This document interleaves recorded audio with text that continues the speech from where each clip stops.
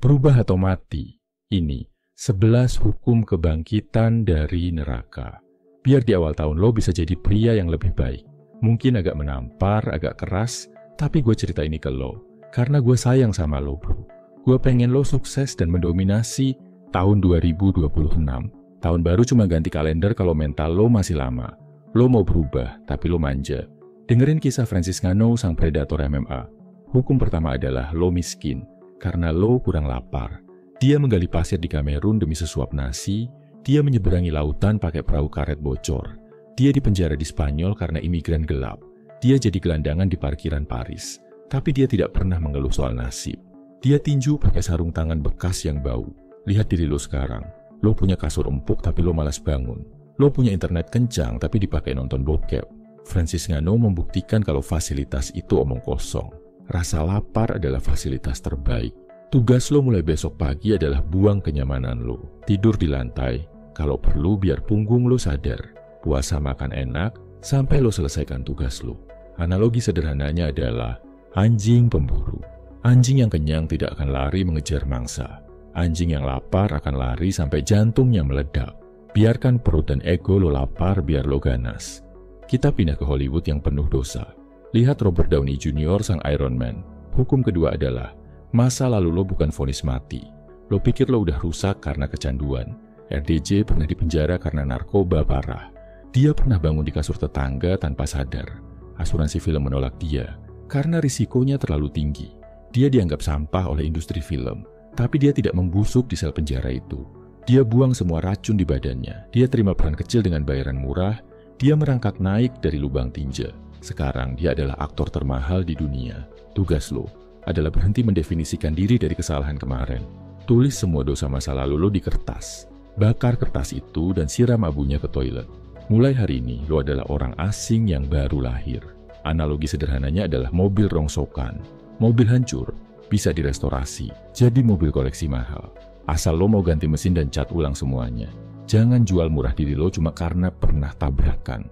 Lanjut ke penjara di Amerika. Ada pria bernama Malcolm Little alias Malcolm X. Hukum ketiga adalah ganti nama, ganti takdir. Dia dulu bernama Detroit Red, seorang penjahat jalanan. Dia germo, dia perampok, dia pecandu. Masuk penjara, dia buta huruf dan kasar. Tapi di dalam sel sempit itu, dia menemukan cahaya. Dia menyalin kamus kata demi kata sampai hafal. Dia membaca perpustakaan penjara sampai matanya sakit. Dia membunuh Detroit Red dan melahirkan Malcolm X. Lo merasa bodoh dan tidak punya wawasan. Itu karena lo malas membaca. Tugas lo adalah ganti tontonan sampah dengan buku berat. Baca biografi orang hebat setiap malam. Ganti lingkaran pertemanan lo yang toksik. Jadilah intelektual yang berbahaya. Analogi sederhananya adalah ular. Ular harus ganti kulit biar bisa tumbuh besar. Prosesnya sakit dan bikin buta sementara. Tapi kalau kulit lama tidak dibuang, ular itu mati. Buang kulit lama lo yang kusam itu. Sekarang kita lihat ke atas ring tinju. Tyson Fury, sang raja gipsi. Hukum keempat adalah, kegemukan adalah depresi yang terlihat. Dia juara dunia, tapi dia mau bunuh diri. Dia minum alkohol dan makan sampah sampai mirip babi. Beratnya naik jadi 200 kg. Dia hampir menabrakkan Ferrari ke tembok jembatan. Tapi dia ingat anak-anaknya. Dia tidak pergi ke psikiater, dia pergi lari pagi. Dia lari, walau napasnya mau putus.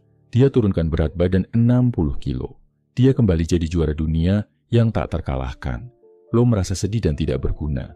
Coba cek perut lo yang buncit itu. Lemak di badan lo adalah sarang hormon sedih. Tugas lo adalah beli sepatu lari sekarang.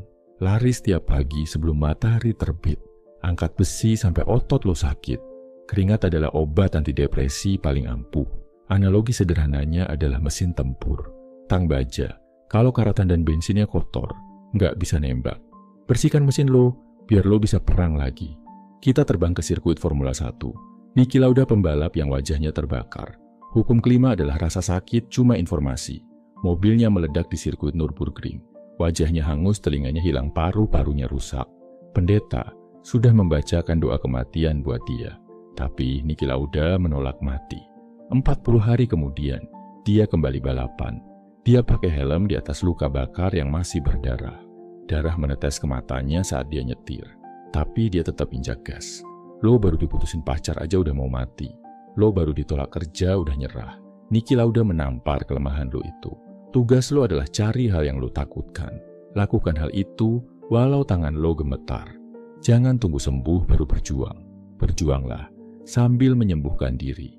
Analogi sederhananya adalah pedang yang ditempa. Besi harus dibakar merah dan dipukul keras. Baru dia bisa jadi tajam dan kuat. Luka bakar kehidupan bikin lo jadi baja murni. Masuk ke pabrik di Inggris. Jamie Vardy, pemain bola yang terlambat, sukses. Hukum keenam adalah tidak ada kata terlambat. Di umur 20-an dia masih buruh pabrik. Dia bikin alat medis seharian. Malamnya dia main bola di liga kampung. Dia minum Red Bull dan makan pizza sebelum main. Orang bilang dia sudah tua buat jadi pro. Tapi dia terus lari mengejar bola. Di umur hampir 30, dia juara Liga Inggris. Dia pecahkan rekor gol mengalahkan bintang mahal. Lo merasa umur lo udah habis. Lo merasa udah telat buat sukses. Itu alasan pengecut. Tugas lo adalah kerja 2 kali lebih keras dari yang muda. Saat mereka tidur lo latihan. Saat mereka pesta lo asah skill lo. Analogi sederhananya adalah bambu Cina. 5 tahun dia tidak tumbuh ke atas, tapi akarnya tumbuh ke bawah sangat dalam. Tahun ke-6 dia menjulang tinggi mengalahkan pohon lain. Masa lalu lo adalah fase penguatan akar. Lihat orang tua yang jualan panggangan. George Foreman petinju yang jadi pebisnis. Hukum ke-7 adalah ubah amarah jadi senyuman. Dulu dia petinju paling dibenci karena sombong. Dia kalah dari Muhammad Ali dan pensiun. Dia bangkrut dan marah pada dunia. Tapi dia sadar marah tidak bikin kaya. Dia berubah jadi pendeta yang ramah. Dia kembali tinju di umur 45. Dia jadi juara dunia tertua. Dengan senyum di wajahnya. Lalu dia jual panggangan daging dan untung triliunan. Lo miskin, karena lo memelihara dendam. Lo sinis sama orang kaya. Tugas lo adalah buang muka masam lo. Belajar jualan dengan ramah. Sapa orang dengan tulus. Rezeki masuk lewat pintu keramahan, bukan pintu amarah. Analogi sederhananya adalah toko. Toko yang penjaganya galak, pasti sepi pembeli. Toko yang ramah, pasti antriannya panjang. Jadilah toko yang menyenangkan. Pergi ke hutan liar bersama Bear Grylls. Hukum ke-8 adalah tulang patah, bukan alasan berhenti. Dia anggota pasukan khusus. Parasutnya gagal mengembang saat latihan. Tulang punggungnya patah di 3 tempat. Dokter bilang dia mungkin lumpuh seumur hidup.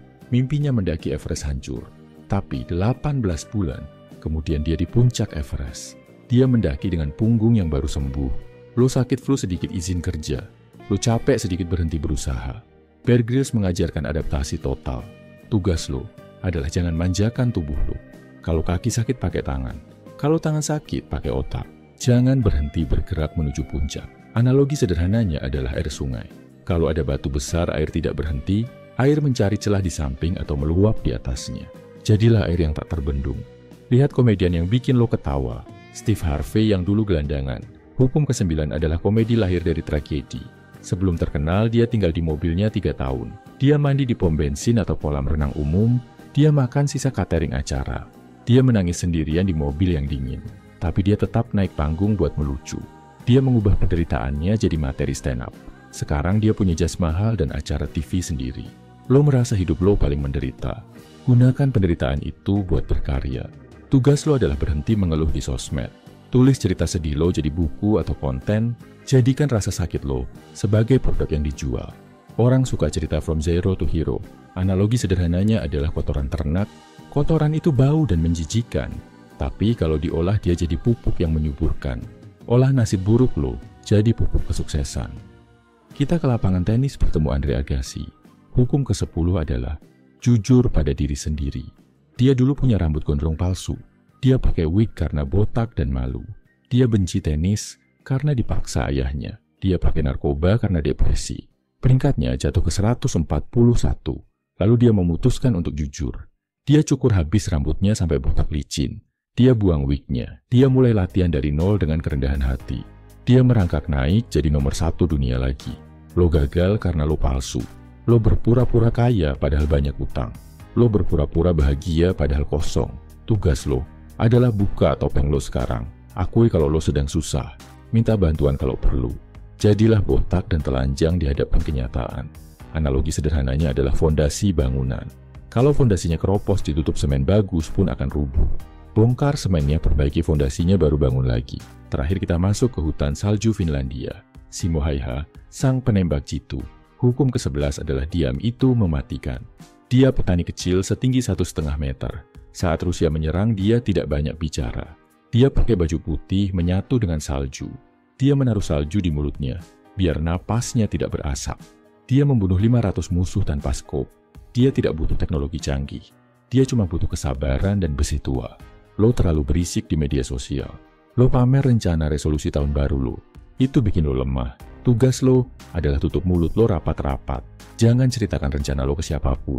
Biarkan hasil tembakan lo yang bicara. Bekerjalah dalam senyap dan dingin. Analogi sederhananya adalah hantu. Musuh paling menakutkan, bukan yang teriak di depan, tapi yang tidak terlihat dan tahu-tahu sudah di belakang. Jadilah hantu bagi pesaing lo. My brother, lo baru saja mendengar kisah 11 manusia baja.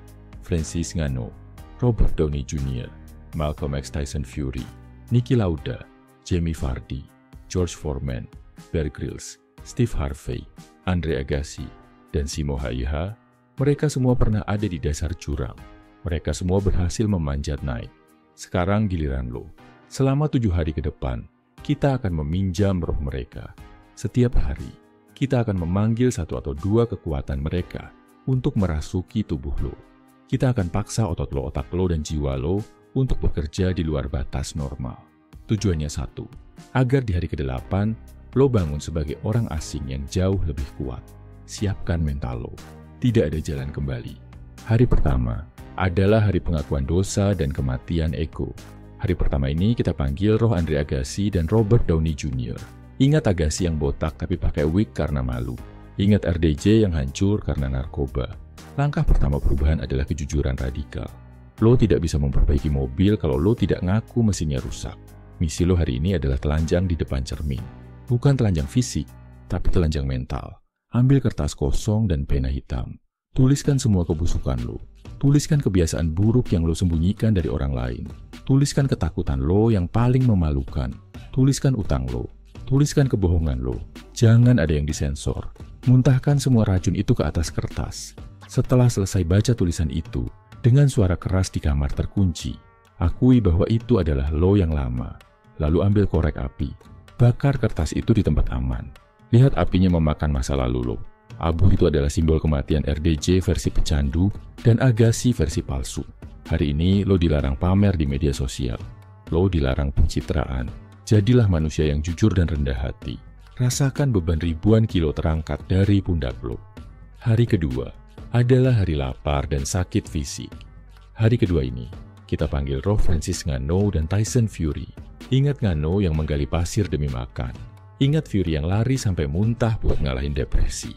Hari ini lo harus merasakan ketidaknyamanan fisik yang ekstrem. Lo terlalu nyaman di kasur empuk dan AC dingin. Misi lo hari ini adalah puasa dan penyiksaan. Berpuasalah. Biarkan perut lo berbunyi. Biarkan rasa lapar itu bikin lo sadar kalau lo masih hidup. Rasa lapar itu akan membangunkan insting predator lo. Di sore hari pakai sepatu lari lo. Lari sekuat tenaga lo. Jangan berhenti pas lo capek. Berhenti pas lo selesai. Kalau kaki lo sakit, ingat Niki Lauda yang nyetir dengan wajah terbakar. Sakit lo nggak ada apa-apanya setelah olahraga mandi air dingin. Bukan air hangat, tapi air sedingin es. Biarkan tubuh lo kaget. Biarkan tubuh lo belajar beradaptasi. Di hari kedua ini, lo belajar bahwa sakit fisik adalah obat terbaik buat sakit hati.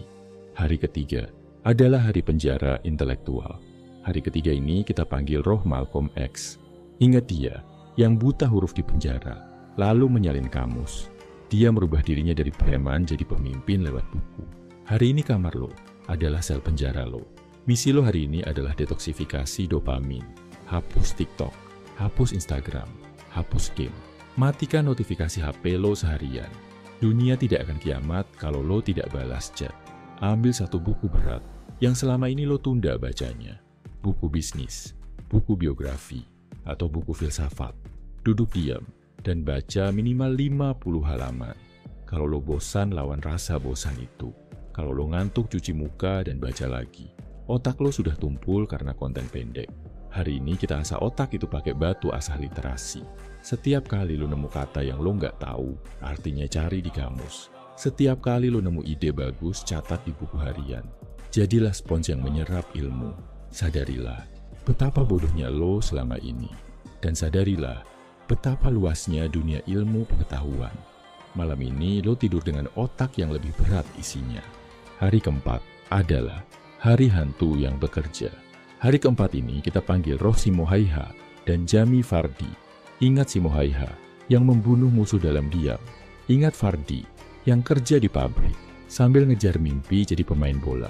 Hari ini adalah hari kerja keras dalam senyap. Lo sering koar-koar soal rencana lo, tapi nol aksi. Misi lo hari ini adalah mode hantu atau ghost mode. Tutup mulut lo rapat-rapat. Jangan cerita ke siapapun lo lagi ngerjain apa. Bangun 1 jam lebih awal dari biasanya. Saat dunia masih gelap, lo sudah mulai kerja. Kerjakan tugas paling sulit di kantor atau di bisnis lo. Fokus mutlak. Jangan ngobrol basa-basi sama teman kantor. Anggap diri lo sniper yang sedang mengincar target. Selesaikan pekerjaan 1 minggu dalam 1 hari. Buktikan kalau lo bisa produktif tanpa validasi orang lain. Kalau ada yang nanya, kok lo diem aja hari ini? Cukup senyum tipis dan lanjut kerja. Biarkan misteri menyelimuti lo.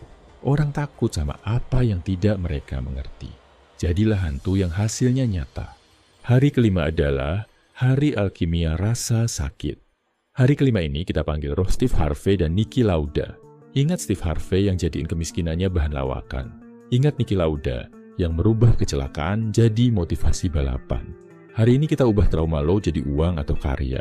Misi lo hari ini adalah kreativitas dari luka. Pikirkan satu kejadian paling menyakitkan dalam hidup lo. Dikhianati pacar, dipecat bos, atau dihina keluarga. Jangan nangis.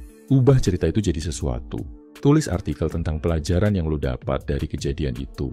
Bikin video yang menceritakan cara lo bangkit, atau bikin produk yang memecahkan masalah itu. Kalau lo pernah gemuk dan berhasil kurus jual program diet lo. Kalau lo pernah bangkrut dan bangkit jual nasihat keuangan lo. Energi negatif itu bahan bakar nuklir. Jangan disimpan di dada nanti jadi kanker. Keluarkan jadi karya yang bermanfaat buat orang lain. Hari ini lo belajar jadi pedagang rasa sakit. Jual cerita sedih lo untuk membeli masa depan yang bahagia. Hari ke-6 adalah hari pelayanan Sang Raja. Hari ke-6 ini kita panggil roh George Foreman. Ingat dia yang merubah amarah jadi senyuman dan jualan panggangan. Dia sadar kalau rezeki datang dari melayani orang. Hari ini lo buang muka masam lo. Misi lo hari ini adalah pelayanan tanpa syarat. Lakukan 3 kebaikan acak buat orang asing. Bayarin parkir orang di belakang lo. Bantu angkat barang ibu-ibu di pasar. Atau kasih tip besar buat ojek online. Senyum ke setiap orang yang lo temui. Tatap mata mereka dan ucapkan terima kasih dengan tulus. Latih otot keramahan lo. Orang sukses itu magnetis. Mereka enak diajak ngobrol. Mereka bikin orang lain merasa penting. Hari ini lo belajar diplomasi tingkat tinggi. Lo belajar menaklukkan orang bukan dengan tinju, tapi dengan jabat tangan. Rasakan energi positif yang balik ke lo. Itu adalah energi uang. Hari ke-7 adalah hari adaptasi di alam liar. Hari ke-7 ini kita panggil roh Bear Grylls. Ingat dia yang mendaki Everest dengan punggung patah. Ingat prinsip dia, improvise, adapt, overcome. Hari ini lo keluar dari rumah. Misi lo hari ini adalah solo adventure. Pergi ke tempat yang belum pernah lo datangi sendirian. Jalan kaki keliling kota yang asing. Tinggalkan kenyamanan lo. Hadapi situasi yang tidak terduga. Kalau hujan, jangan berteduh nikmati hujannya. Kalau nyasar, jangan panik, gunakan insting lo. Sadari bahwa lo kecil di hadapan alam. Tapi sadari juga bahwa lo tangguh. Di tengah perjalanan itu, lakukan kontemplasi. Review 6 hari ke belakang. Rasakan perbedaannya. Badan lo lebih enteng karena puasa dan olahraga. Otak lo lebih tajam karena baca buku. Hati lo lebih tenang karena sudah bakar masa lalu. Dompet lo mungkin belum penuh, tapi mental lo sudah mental miliarder. My brother, 7 hari ini bukan akhir. Ini adalah tombol reset. Lo baru saja install ulang sistem operasi di otak lo. Virus-virus lama sudah hilang. Sekarang lo punya software baru. Software Nano yang lapar. Software Malcolm X yang cerdas. Software si Mohaija yang fokus. Di detik-detik terakhir tahun 2025 ini, gua mau kirim doa dari lubuk hati gua yang paling dalam buat lo. Gua tahu tahun ini berat. Gua tahu banyak malam di mana lo merasa sendirian, bingung, dan pengen nyerah. Gua tahu ada luka yang lo sembunyikan di balik senyum lo. Tapi lihat diri lo sekarang. Lo masih berdiri. Lo masih bernapas. Lo masih mengepal tangan. Itu bukti kalau Tuhan belum selesai sama lo. Ya Tuhan, di tahun 2026 nanti, tolong angkat derajat saudara gua ini. Ganti setiap tetes air matanya di tahun lalu dengan mata air rezeki yang deras dan berkah. Ganti setiap rasa sepinya dengan kehadiran orang-orang tulus yang mencintainya tanpa syarat. Kuatkan bahunya, bukan biar bebannya hilang, tapi biar dia mampu memikul gunung kesuksesan yang sudah engkau siapkan. Jauhkan dia dari rasa ragu dan rasa takut. My brother, gue berdoa, semoga 2026 adalah tahun di mana lo berhenti sekadar bermimpi dan mulai hidup di dalam mimpi lo. Semoga 2026 jadi tahun pembalasan yang manis. Tahun di mana lo membungkam semua orang yang pernah meremehkan lo dengan hasil nyata. Semoga rekening lo penuh. Semoga fisik lo sehat dan kuat. Dan yang paling penting, semoga hati lo tenang dan damai. Jatah gagal, lo udah habis di 2025. Sekarang giliran lo ambil jatah menang lo. Panggung 2026 sudah siap dan lampu sorot mengarah ke lo. Naiklah ke sana dan jadilah pemenang. Gue percaya sama lo, lebih dari lo percaya sama diri lo sendiri. Gue bangga bisa nemenin lo berjuang sampai titik ini. Selamat menyambut tahun kejayaan lo. Salam My Value Man, semangat bro.